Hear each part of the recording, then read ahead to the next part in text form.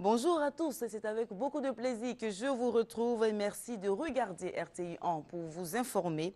Laurent Salvador Lamotte, le Premier ministre haïtien, a regagné son pays, l'Haïti. Il était à Abidjan dans le cadre de la coopération entre Abidjan et Port-au-Prince. Il a conduit une délégation composée de ministres et d'hommes d'affaires haïtiens.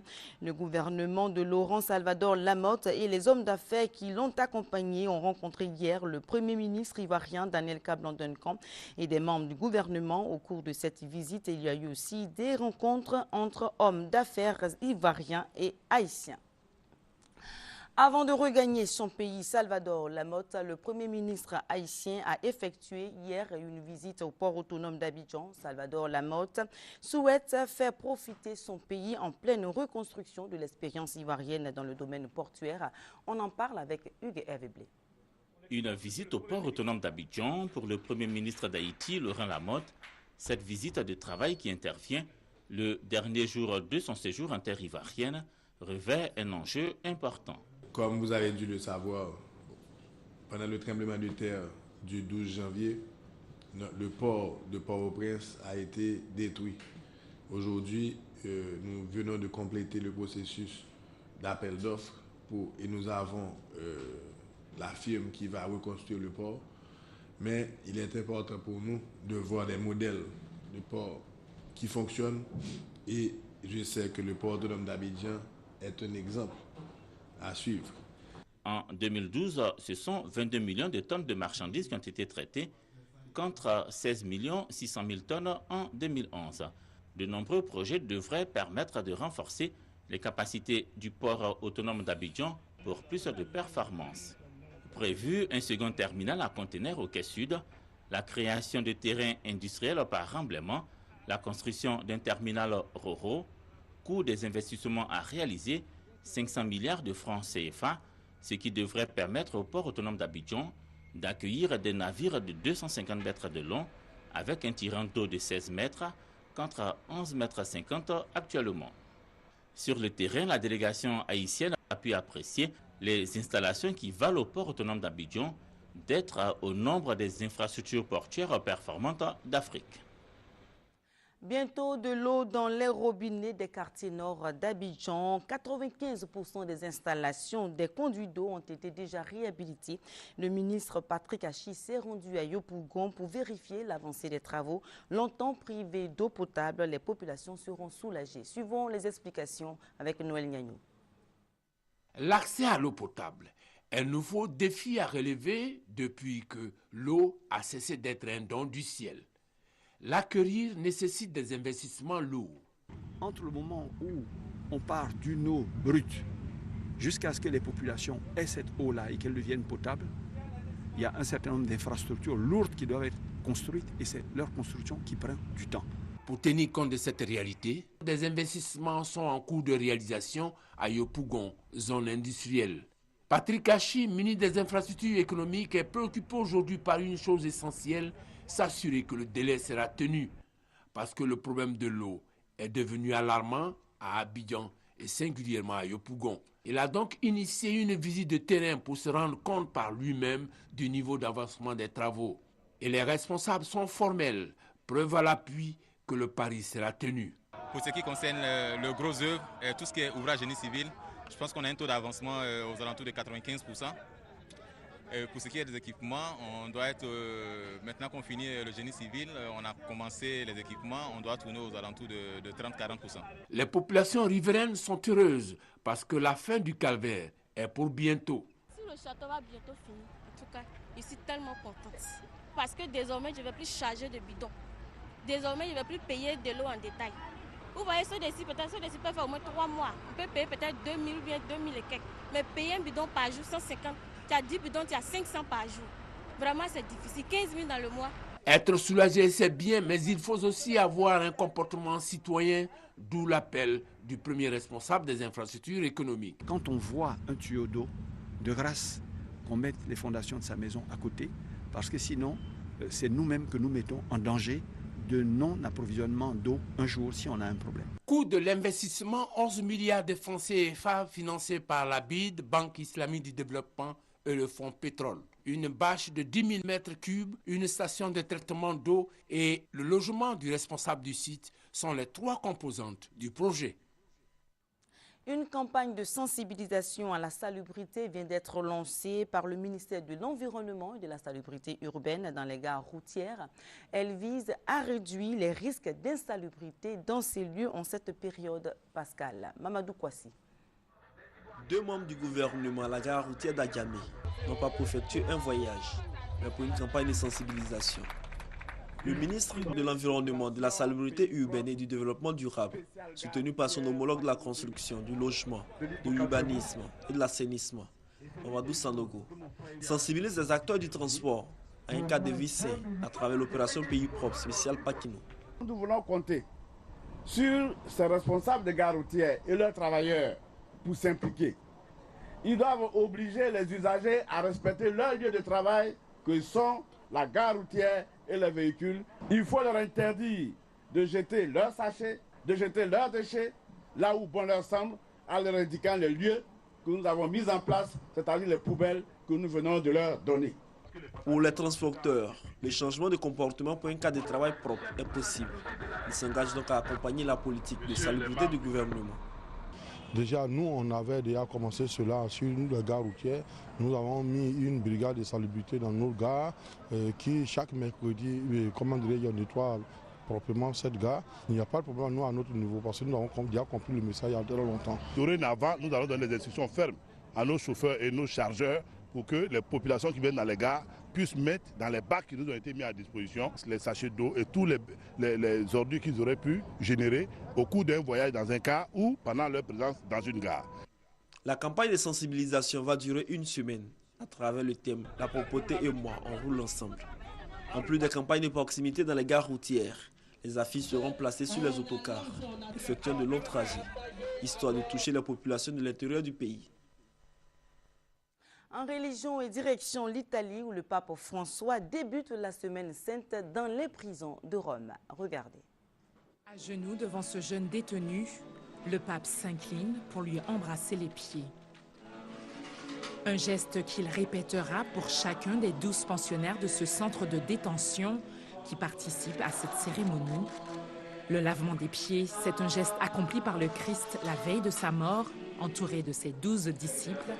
Sur ces traces, le pape François se fait serviteur de 10 jeunes hommes, mais aussi de 2 jeunes filles, bousculant encore une fois les traditions. Il ne s'agit pas de laver les pieds des autres tous les jours, mais nous devons nous entraider les uns et les autres. Dehors, ils sont des dizaines venus saluer le pape argentin et ils ne peuvent cacher leur émotion. Il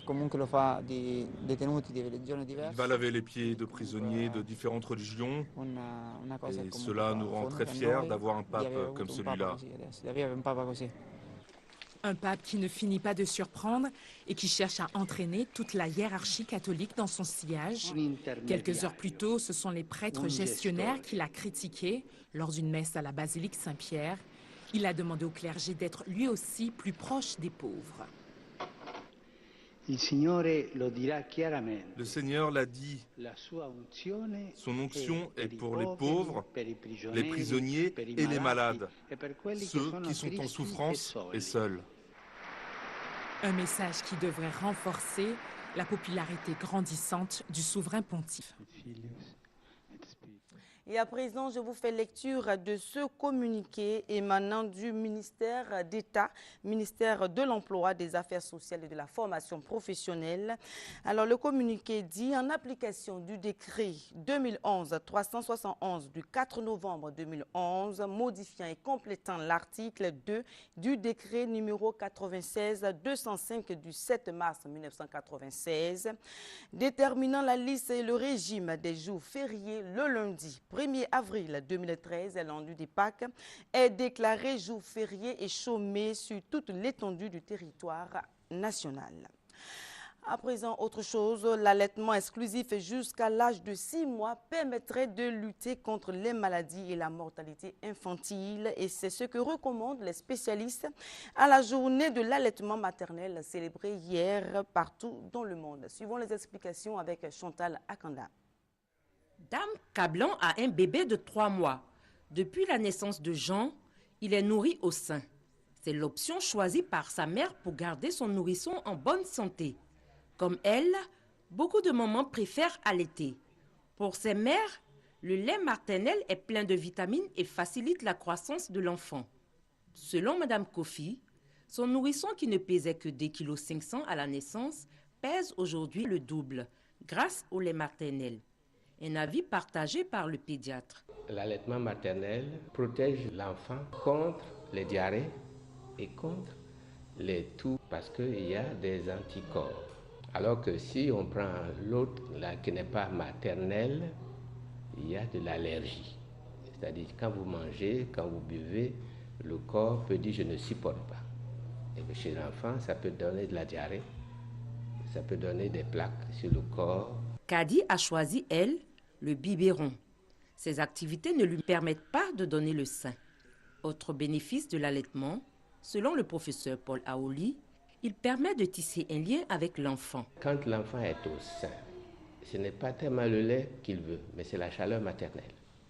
C'est pour ça que quand il est accroché là-bas, il regarde la maman, il gratte la tête, il bouge son petit pied et il tète un peu, il dort un peu, il tète un peu, il dort un peu. De nos jours, se nourrir correctement est un problème quotidien.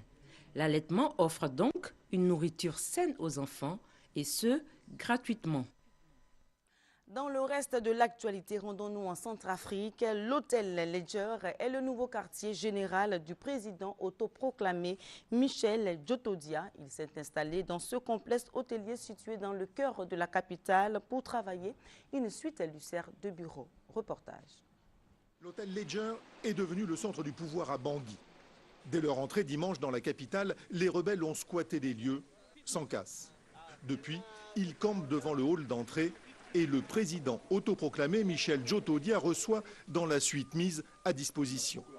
Ce matin, il rencontrait les gradés des forces armées de Centrafrique venus faire allégeance en toute discrétion. On peut vous poser des questions, messieurs? C'est la même chose partout, obligation de réserve. Est-ce que vous êtes satisfait quand même d'avoir rencontré le président? Obligation de réserve. Obligation de réserve.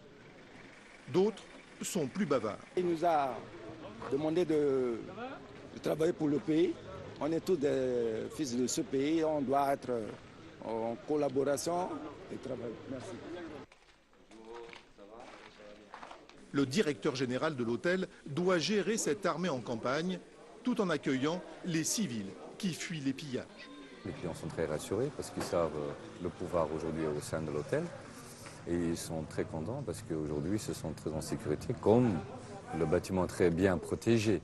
En plus maintenant on a de l'électricité, on a de l'eau. Sécurité, confort moderne et l'assurance d'avoir des repas 3 fois par jour. Un luxe dans une ville où tout est fermé ou pillé. La bonne entente avec le nouveau pouvoir permet d'organiser des convois de ravitaillement sécurisés. Mais la situation risque de s'éterniser. Pour l'instant, on n'a aucun signe de la part du président de son départ vers le palais.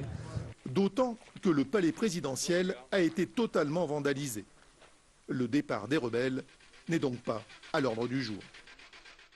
En Syrie, 15 étudiants ont été tués dans un bombardement de la rébellion à Damas. Cette nouvelle montée de violence fait reculer les pays européens qui avaient décidé des jours avant de fournir des armes aux rebelles syriens. Reportage. Il pourra peut-être être sauvé si la blessure n'est pas trop grave, si ses camarades le transportent assez vite à l'hôpital. Jeudi, un obus de mortier tiré par la rébellion a frappé la cafétéria de la faculté d'architecture de Damas. 15 étudiants ont été tués. Les gens pleuraient et criaient, il y avait des martyrs au sol, c'était indescriptible. Vraiment, nous avons donné les premiers soins aux victimes et nous les avons emmenés vers les voitures.